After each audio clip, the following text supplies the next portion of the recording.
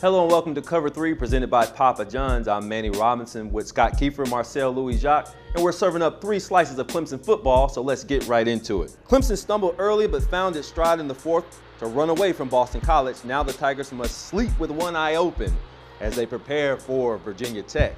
This one shapes up as a classic at Lane Stadium. First of all, that's a great venue, one of the best in the country, certainly in the ACC. Clemson has kind of dominated this series in recent years. They've won 4 in a row, including twice in ACC championship games. But look, by any measure, this is going to be a true test for both teams. And Justin Fuente really has the Hokies on a roll. I mean, he's put them in an ACC championship game and now has them 4-0 this season. Things are looking good in Hokie land. Particularly late at night on a nationally televised game, that place goes nuts. And you'll see gray-haired grandmas bouncing up and down to Enter Sandman. Should be fun. Yeah, there's going to be a lot of energy in that stadium Saturday, and Clemson secondary has got to find a way to channel that since they're going up against probably their toughest wide receiver test of the season. Wide receiver Cam Phillips, senior at Virginia Tech, leads the nation with over 500 receiving yards through 4 games. If the secondary can keep it together, can keep Phillips in check, and force Virginia Tech to be one-dimensional on offense, I think we might see that 11-game road win streak push to 12. It's Virginia Tech week, so we took time out with Clemson defensive end Clelin Ferrell, who is just as interesting off the field as he is dominant on it. Can you tell us something about Clelin that the general public might not know about you? Man, I love to fish.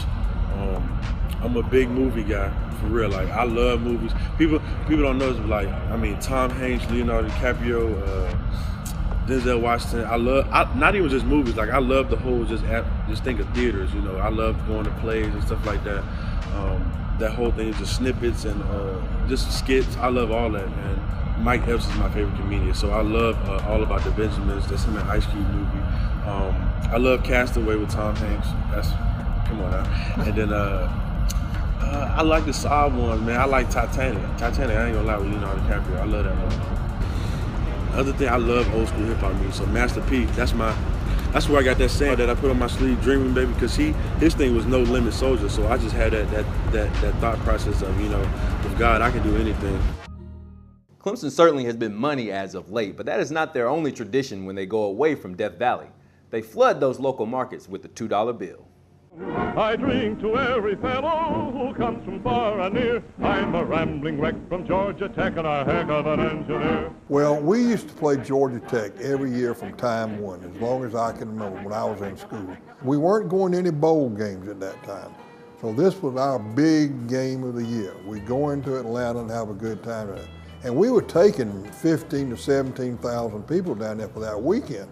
And our people would actually go down there on Wednesday, wives would shop and all this kind of stuff, and you'd stay at those fancy hotels and all that. And so people would really enjoy going down there. 1977, just kind of out of the clear blue sky, the Georgia Tech says, we're not gonna play y'all anymore. So we're gonna replace you with William and Mary. So I got the idea, I went to Charlie Pell, and I said, here's what we need to do if it's okay with you. We're gonna take $2 bills down there and we're gonna show the people in Atlanta how much money they're missing by doing this. We publicized it, wrote letters about it, put it in the IPTAY report, take $2 bills with it. So our fans really got involved in it. So we got down to Atlanta and we covered the city up with $2 bills. And the Atlanta Constitution wrote a lot of articles about it. The waitresses in restaurants were talking about it, cab drivers, bellhops, and all that. In fact, Pepper Rogers, who was the Georgia Tech coach, told me in Memphis several years later, he said, that was the best promotion that I've ever heard. And he said, you really got your point across to the people in Atlanta and to Georgia Tech how much money they were going to be missing. And then so we had so much fun with it, then we started taking it to bowls. So this is the 40th anniversary of doing it.